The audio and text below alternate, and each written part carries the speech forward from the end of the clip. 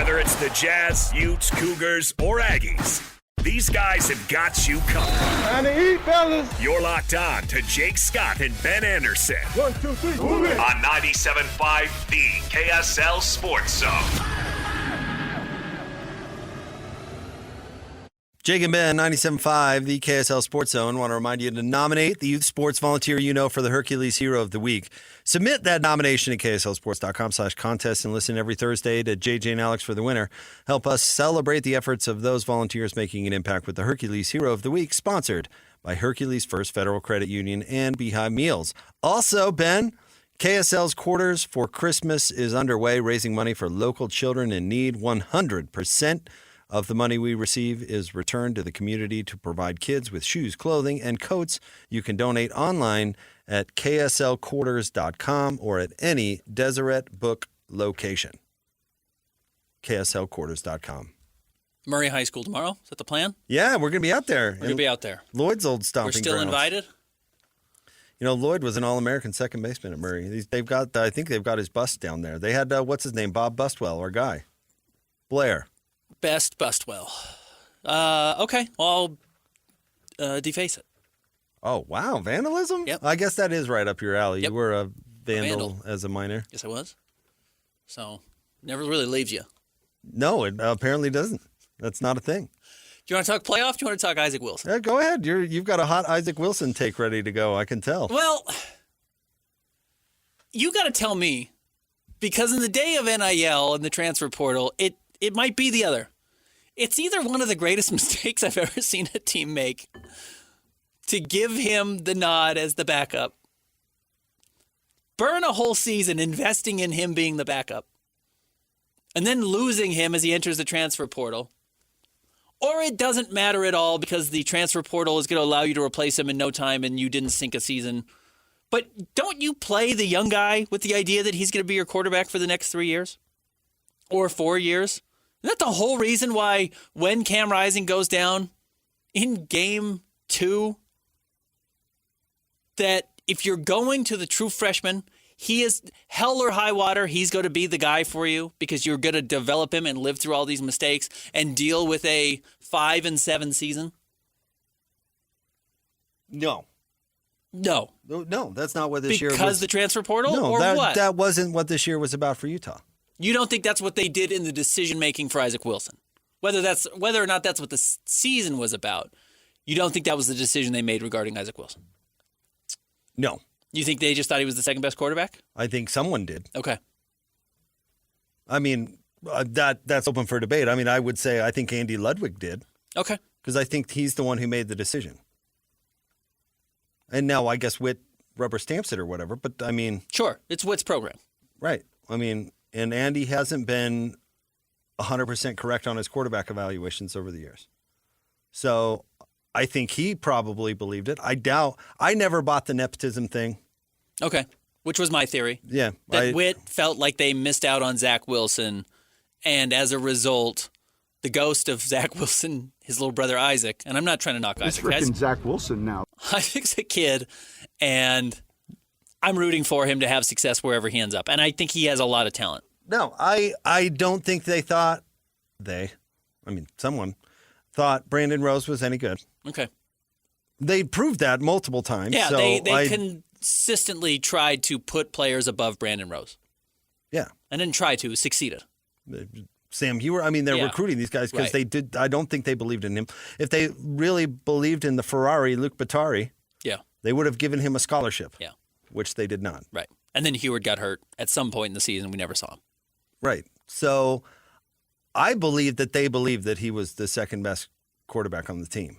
But the problem was, Ben, is that this year was supposed to be the playoffs. It was. For Utah. When you pull Troy Williams and put in Tyler Huntley, the expectation was, well, maybe they'll compete for the division in the Pac-12 South. So, yeah, Tyler Huntley throws a bunch of picks and makes bad decisions. Who cares?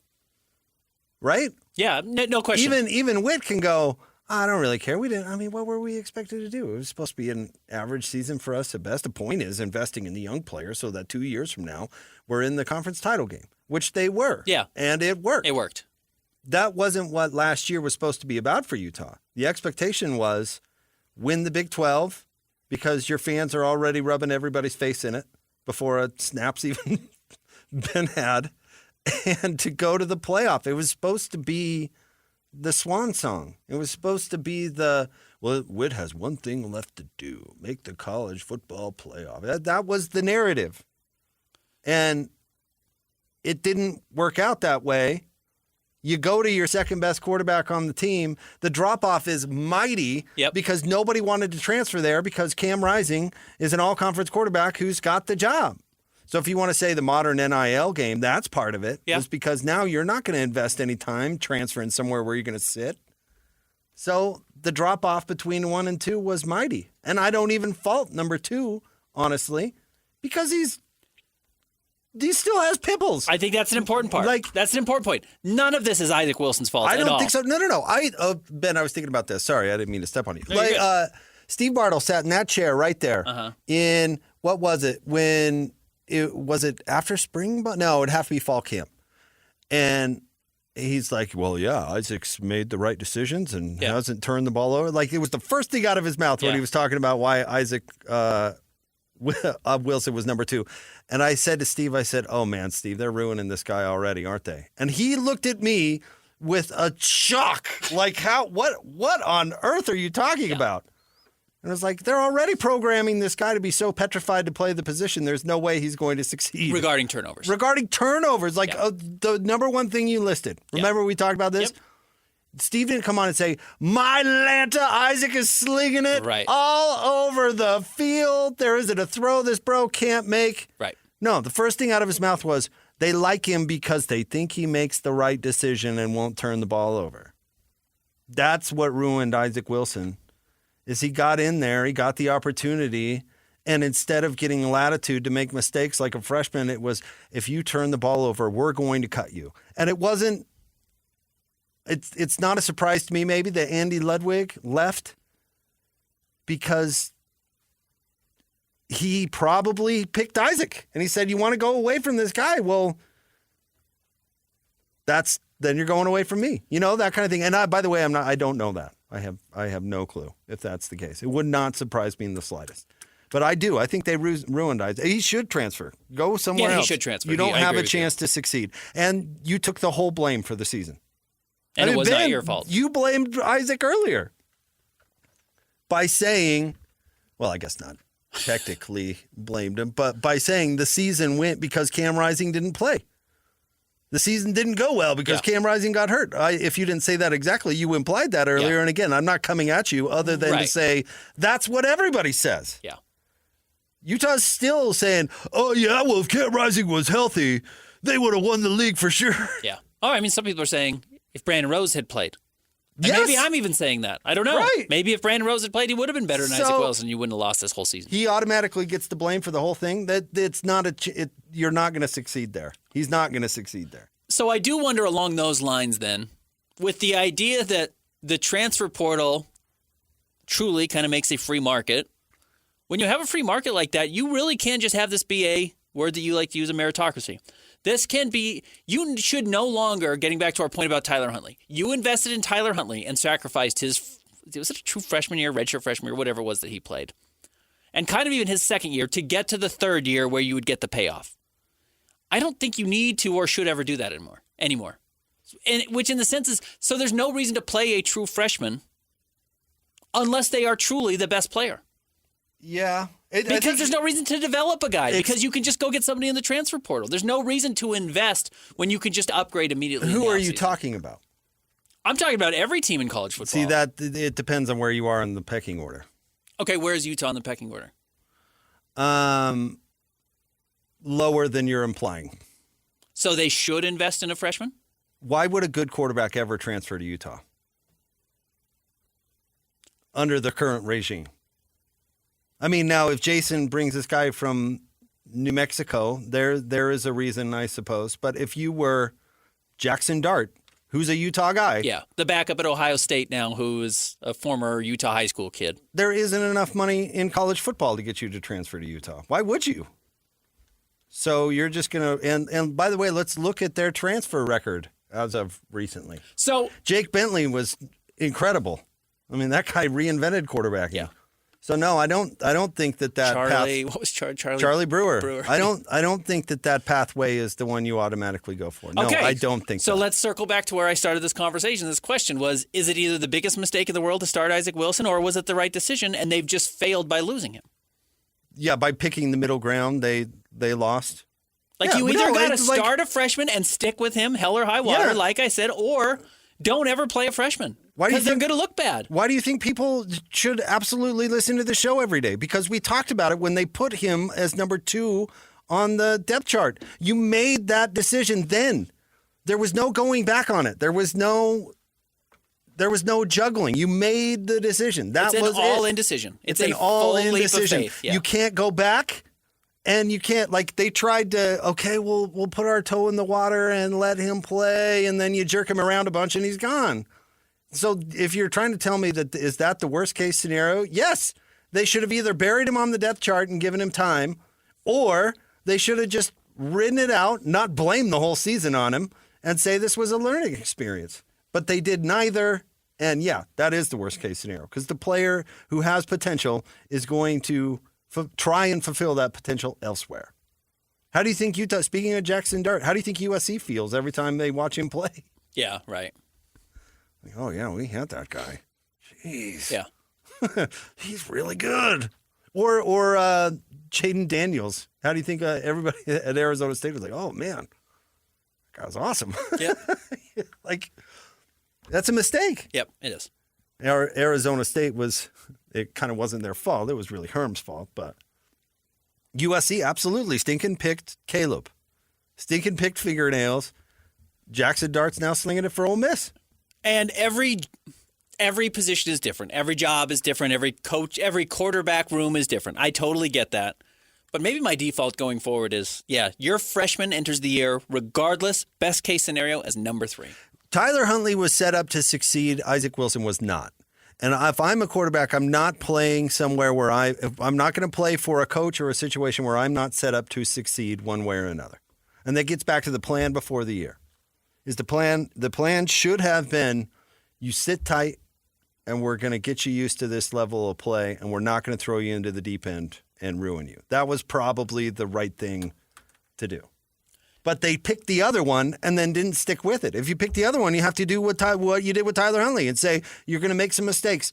And yeah, it's going to lose us some games. But you know what? You're a true freshman and we think you're going to be good sometime. And by year 3, it'll be worth it. But now you can't get to year 3. But that didn't fit into the expectation level for Utah, so they couldn't do it. You're right. It could have, though, more so if you had started the year with Isaac at 3 and just left him there. Right? Oh, I don't think Brandon Rose, I don't buy into that for a second. I don't think Brandon Rose was saving anything. I don't think the Ferrari Luke Batari was saving anything. I don't think somehow they were the answer to Utah winning the league. I don't buy into that in the slightest. Okay. If you believe that Isaac was the second best quarterback there, I then believe have no they problem. believe that, Okay. but I don't believe he was any night and day better or worse. Then again, I think you make the decision by not putting him third and putting Brandon Rose in front of him. Fine, but you got to make that before the year, Yeah, and then you agreed, can't go back on it. Yes, That's you the have point. to make that decision before the year. So yeah, they messed it up for sure. And maybe Isaac goes on and is great somewhere else. Maybe he's not. It's beyond the point. BYU fans always like to point to the fact that Jake Heaps never became some legend. Mm-hmm. It doesn't mean that they didn't bungle that situation terribly Right. in a variety of ways. So I don't care if Isaac succeeds or not somewhere else. I think Utah bungled it with him this year. Absolutely. I think he's a worse quarterback today than he was When he started. And that is not where I would want to be if I were a player. Yeah, totally agree. It's not the situation you want to walk into. One thing we learn, and it's hard to say this because you don't know what you don't know, and because there is always the threat to transfer if you don't play, but teams generally seem to be rewarded when they're patient with quarterbacks. Whether that means you don't play them or you play them and you let them play through their mistakes. Yeah. But impatience with quarterbacks rarely seems to benefit anybody, the quarterback or the team. Yeah. And Utah's been impatient. They were really impatient with Isaac. They rushed him onto the field, and then they were impatient with how he played. And that was a mistake. Maybe it's because I'm having flashback feelings to a point in my own career where the bosses made a decision. It was a signal thing. Uh-huh. And I raised my hand in the meeting where we were being handed the bad news, and I said, I think we'll probably lose about 10% of our listenership if we make this decision. Uh-huh. And they said, oh, yeah, we know. We've baked that into the cake. We understand. And it's like, okay. Yeah. Well, if you understand. And then the next ratings book comes out, and sure enough, about 10%, there's about a 10% drop off. And I get called into the office, and they, hey, what's going on? And it's like, what do you mean, what's going on? Right.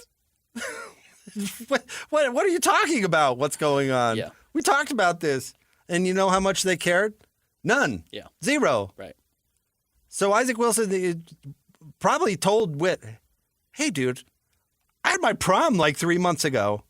Right. This is all happening very quickly. Yeah. Everything is fast. There's no way I'm going to be able to play without making mistakes. And they probably told him, don't worry, dude. You go out there and make those mistakes. We know. You're a freshman. It'll be all right. It'll be fine. We'll be, You're our guy of the future. And then mistakes happen. They're like, what? How dare you? It doesn't work. No, it doesn't work. It doesn't work. So it was a mistake. That was my question. Either it doesn't matter at all or it does. And I think you and I both agree it kind of does. It absolutely does. Now, you go to the transfer portal and you hope next year it's better. And you that- hope that's you what land the next Jake Bentley. That is what the That's the what transfer they're aiming portal for. does allow you to replace your mistake. Easier than it had in the past. It really does. Does it? It does. You can ideally go and get a guy who steps in and can play right away. Listen, there's studs in the transfer portal. I'd buy that. Cam Rising himself was a transfer, et cetera, et cetera. But the old thing rings true, too, that, well, they're also in the transfer portal for a reason. Usually for a reason. For a reason. Yeah. Yeah, I mean, The same way, and again, this is not a knock on Isaac Wilson. This is a young person. I'm trying to speak delicately about it. Wherever he goes, some team's going to be really excited that he lands there. And there's going to be a bunch of Utah fans who say, okay, good luck. Because he makes some bad decisions. He doesn't get the ball out quickly. He's not the most accurate player. I mean, there are reasons he's in the transfer portal. If he was great, Utah would not have let him get to the transfer portal. Now, Utah is partially responsible for the reason he's not playing better right now. So that's their own doing. oh, I don't know if you could have paid him enough to stay. I have no idea, but You don't think if they had guaranteed him a starting job next year, he would have stuck around? absolutely. What, so we can take the blame for another season? Starting. I don't know if anyone else gives him a starting job right away. Go start somewhere else. Maybe. At a lower level. He could start at a Mountain West school, if that still exists. AAC school next year. I don't know if a P4 Okay, school guarantees I don't know. him a starting USC job. gave up on Jackson Dart, and he started at Ole Miss the next year. Yeah. So, and he was getting offers from Lanning up at Oregon, right? I mean, I saw the schools that were offering Isaac before. Yeah. I mean, BYU obviously offered him. So, I don't know. Starting next year, if I were Isaac, wouldn't be my priority. He did say in his transfer portal announcement, he highlighted that he has a redshirt year available. Yeah. So me reading into that says that he's comfortable taking a year sitting. I would. After going through that, yeah. I'd be like, I'm going to just chill for a minute. I'll take a red shirt, and then I'll come back and slinging it. And play for a coach that's going to put me in a position to succeed. Even if that means saying no. You know the funny thing, like, not to combine two conversations, but Kyle Whittingham made Morgan Scalley wait an extra year before he got the defensive coordinator job. Because he felt that Morgan needed that to be prepared or needed to learn from John Pease, who was, brilliant, a brilliant defensive coach, needed to learn that lesson before he was ready to go. I'm sure Morgan didn't love that news. Chris Hill passed on Kyle Whittingham to hire Urban Meyer. Yeah. I'm sure Kyle didn't love that news. But you know what? I think Kyle today would tell you that he learned an incredible amount. It helped. In those 2 years under Urban. He still stole stuff for Urban that he uses today. So I think to that point, like patience matters. Patience matters, and sometimes you need the bad news. Like, hey, you're not going to be number 2 on the depth chart. Chill, learn, we'll get to you. Yep. But Utah wasn't brave enough to deliver that news, apparently, or they thought he was the second best quarterback on the team, which is a recruiting fail. Yeah, either way, it was a mistake. Right. Either once he was on campus or before he got there. And he's going to go somewhere else. I hope he succeeds. I'm rooting for him. Of course, yeah, absolutely. 100%. All right, stay tuned. We'll have more next. Jake and Ben, we'll talk about the playoff. 97.5, the KSL Sports Zone. Hey, bro. You hear us every day with our crazy opinions. Hey, what you doing? Well, now it's time to hear from you. Hey, great show. Download the KSL Sports app and fire off your thoughts with the call-in tab on the bottom of your screen. Your show is fantastic. It's the one that captivates me the most. You can tell PK to stop singing. She bangs. She bangs. Let Jake and Ben know what you really think of the Jazz. Tell Hans and Scotty about your favorite barbecue spot or what color of tie JJ should be wearing on TV. The best entries will be played on the air. Download the KSL Sports app now and hit the call-in button to let your voice be heard. I think you guys do an incredible job. This is 97.5, the KSL Sports Zone. What's that? Whether it's the Jazz, Utes, Cougars, or Aggies, these guys have got you covered. Time to eat, fellas. You're locked on to Jake Scott and Ben Anderson 1, 2, 3, move it. on 97.5, the KSL Sports Zone. Jake and Ben, 97.5, the KSL Sports Zone. Thanks for making us part of your Monday. Want to remind you about U of U Health. Let us help you be a better you. U of U Health, official health partner for the Utah Jazz. All right, Ben, the playoff is now set. And it created some waves over the weekend. We can get into those, but Arizona State gets a bye. Boise State also gets a bye. Yeah, how about that? Along with Oregon and Georgia. I would not have bet the Big 12 with a 2-loss Big 12 team and the ACC, namely SMU, zero name value. Now, SMU's in a big school. It's in a big city. It is why people have wanted SMU in a power conference for a while. Like, it's not accidental that SMU is kind of relevant. They're in Dallas, right? Like, it's a big city. There's some value to that. It's not a nothing school. But I would not have bet before the season that you would have Arizona State and SMU getting buys over bigger name teams. Okay, end of rant. Well, it's the 4 highest rated conference champions. Yeah. So they kind of had to do that. Yeah. Oh, by the way, not SMU, Boise State. Boise. Sorry. SMU ends up making it. Excuse me, but yes, Yeah. Boise State makes they it couldn't in the Mountain West. They couldn't justify putting Clemson above Boise State. There's no way. No, there's so like I don't know if it was that much of a gift. Now SMU getting in is the controversial part, and I kind of you know what, it makes me laugh. We had this big long thing about programming and a programmer picking all these games, and the pressures that go into the decisions that they make. What is hilarious about SMU making it to me? If there was ever a year that they could have just justified putting in Alabama or another SEC team, this was it. This was it. This was it. So the year they're like, hey, let's cave to the pressure and let somebody else in to show that we're doing this, on the up and up, was the year that they could have just said, yeah, SMU, what? They lost to BYU, so we're leaving them out. And then you can justify leaving BYU out too because you left them both out and you just put in Alabama. Yeah, because SMU didn't win the conference championship. What they did last year to Florida State was unjustifiable. Correct. Unjustifiable. Right. And they held up the middle finger to us all and did what they wanted to anyway. This year, they could have easily just added another SEC team if they wanted to and say, oh, yeah, SMU wasn't good enough. Yeah, it's Alabama. We're going to let it in the tide. You know how many people would have raised the stink? Like none. Nobody would have cared. SMU isn't good. You told me they stunk when they lost to BYU. Jake, would you rather watch SMU, and you're a lunatic, so you're a bad person to ask, but average Joe, would you rather watch Penn State, Alabama, or Penn State, SMU? Everyone's going to say Penn State, Alabama. I don't know what to tell you. Every single person would.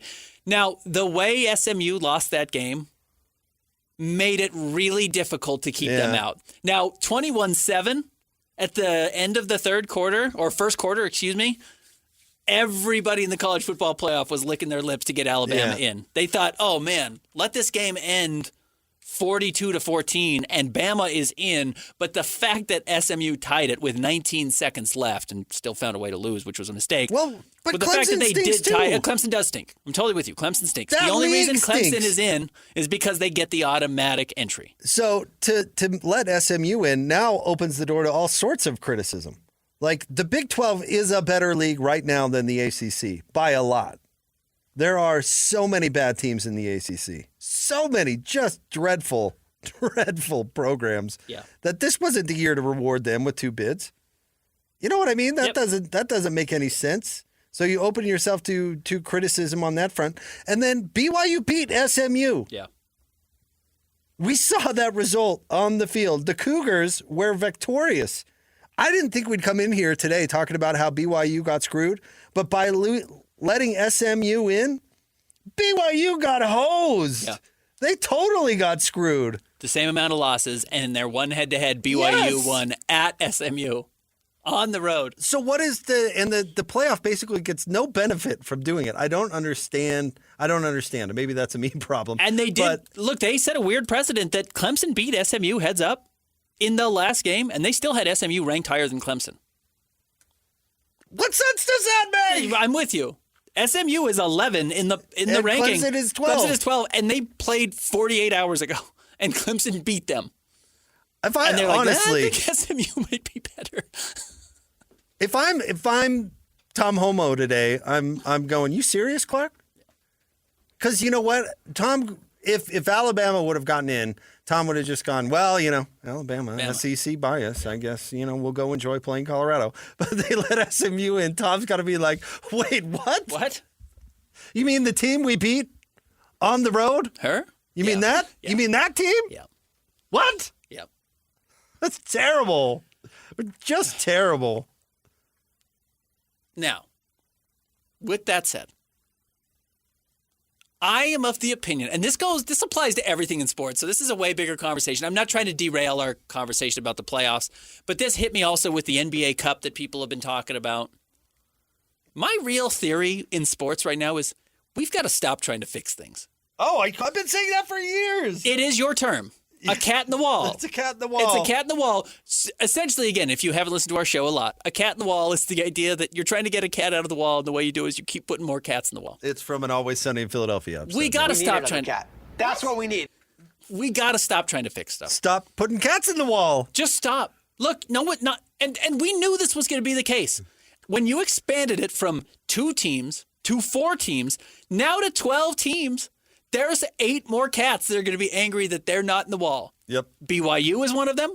Alabama's one of them. Iowa State could be one of them. There's 5 other teams that could be in this conversation that feel like they should have been there that are not today. You're not going to fix it. You're not going to make them happy. Stop trying to fix it. Just do your best. And you know what, college football playoff, even though I know the committee, I know you make it up as you go along. I know there's no precedent. I know there's no rules. I know you're just making it up. Stop listening to other people and just do what you do and it's fine. Stop trying to fix it. We don't need to change. I heard complaints that Oregon does not get a big enough benefit for winning the number 1 seed. Penn State, and actually they're right. Now, look, maybe Arizona State looked awesome over the weekend. Arizona State looked like the best team in college football over the weekend. They steamrolled Iowa State. It was awesome.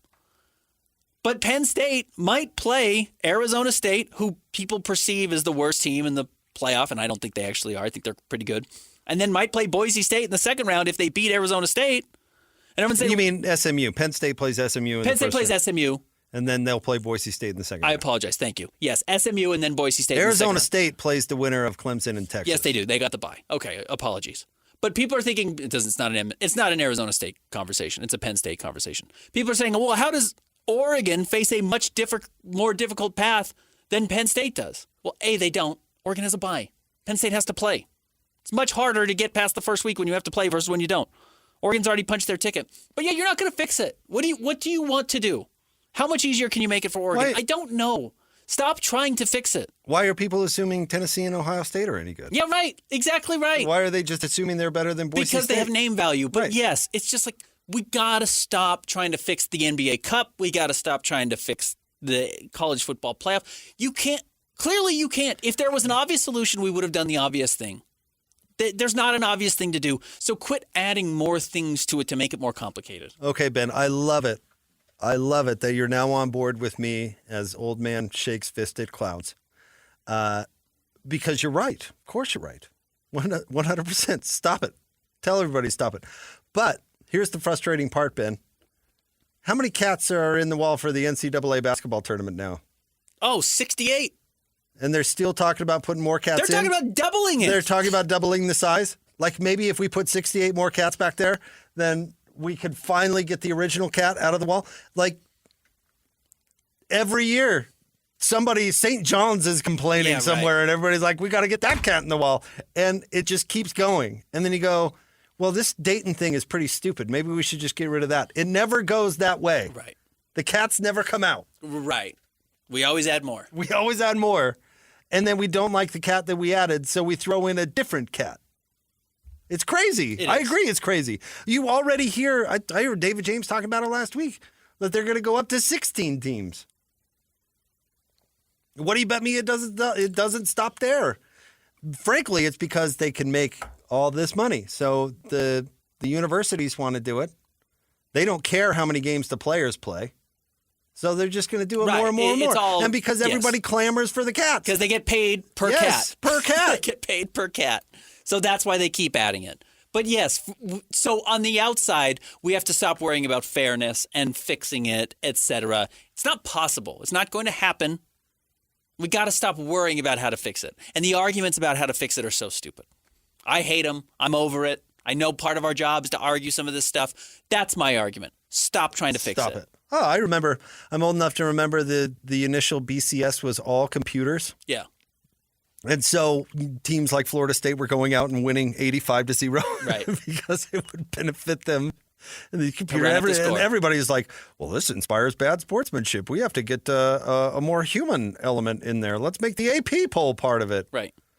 And then it just evolved from there. And now we've got a stupid committee of corrupt bozos hired by Mickey Mouse. But again, this goes All of back that to is BYU's national championship. What happened after Yes. BYU won a national championship? They're like, the system's broken. We got to get a cat in there. Gotta get a cat in there. BYU's the original cat. The first cat. The first cat. A cougar, perhaps. They were like, we can't let this cat go in the wall. Yeah. How do we get him out? Heave a few more cats in there. And now we've got some sort of traveling cat circus. So stop trying to fix it. Quit worrying about fixing it. It's not going to get fixed. They could make 10 changes. It's not going to get better. It's just going to add more cats to the wall. Yep. That's all it is. End of rant. We got to stop trying to fix everything. I mean, the NBA's cat in the wall already added one game. They just can't. They can't. One game for two teams. Yeah. The NBA would expand their season tomorrow if they could. They're fixing the All-Star game this year. It's so bad. They're doing a tournament in the Oh, All-Star it's so game. bad. Just get rid of it. Just get rid of it. We've got one terrible game that nobody wants to play in. Let's make 4. What if we make it 3? Or 3, games? yeah, I guess. A round robin What? or whatever. What? They already don't want to play in this game. You're going to make them play more games? You're going to double the workload for everybody? No, I'm telling you. Just do an NBA convention because that's the only reason. That's the only reason anybody likes All-Star Game, or that's the only point of the All-Star Game is it gets the whole NBA world in one place Together. at one time. Yep. Sign autographs. Let the the whole city thing. enjoy having people out there. Make it a Comic-Con, but make it the NBA. Yep.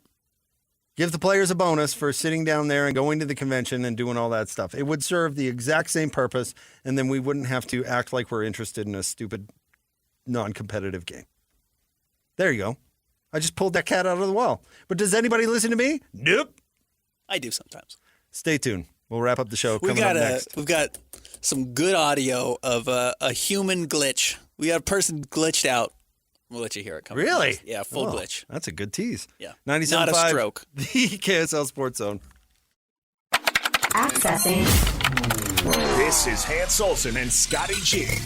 Diana Sabo, athletic director at Utah State, with a lot of things that Utah State's dealing with on and off the field as well. He checks a lot of boxes in wanting to not only win games, but also do it the right way and helping you change the culture up there, which I got to imagine was just as appealing to you as it was the on-the-field stuff. Bronco emphasizes consistently. You can see it in his programs. He is a believer and builder of character, discipline, excellence in every way that he is involved with a football program, with a university, with a community. And so at this moment, at this time, Bronco Mendenhall, Holly Mendenhall and their family is absolutely what Utah State and Utah State football needs.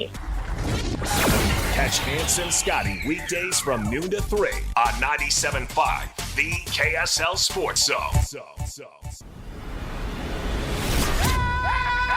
The sports you love, the teams you can't live without. Get a sense of urgency! This is Jake Scott and Ben Anderson on 97.5, the KSL Sports Zone. Two amigos on the airwaves, talking sports.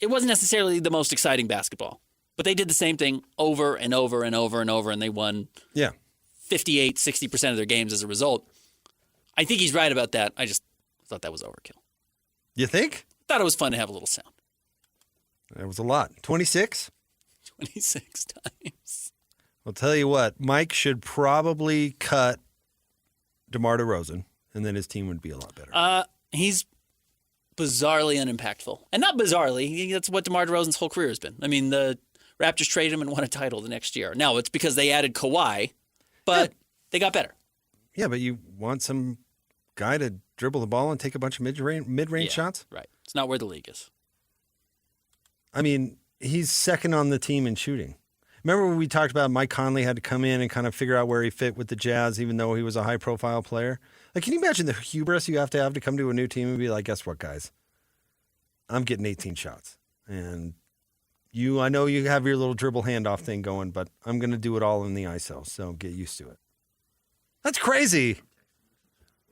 I don't think that, I don't know. I don't think that's going to work for Sacramento. I don't think he's their missing piece because apparently he's not going to change what he does. No, he's not. He's not a missing piece. He's good. He's a fine player. But he takes a bite out of De'Aaron Fox and Domantas Sabonis. Yeah. And probably worse, Kevin Huerter and Keegan Murray. Yeah. Keegan Murray isn't the same player this year. No. And I know we saw him torch the Jazz for 40-plus last year. But, yeah, it's touches. It's a lack of touches for him. Yeah, remember how many times in that game we had to hear that stupid Keegan Murray thing? Mm-hmm. It's like 1,500 times that game. Yeah. It's like, yeah, we got it. It's funny. Hey. All right, Hans and Scotty G are coming up next. Stay tuned. Jacob May, we'll talk to you tomorrow. Thanks, 97.5, the KSL Sports Zone. Possession after possession after possession after possession after possession after possession after possession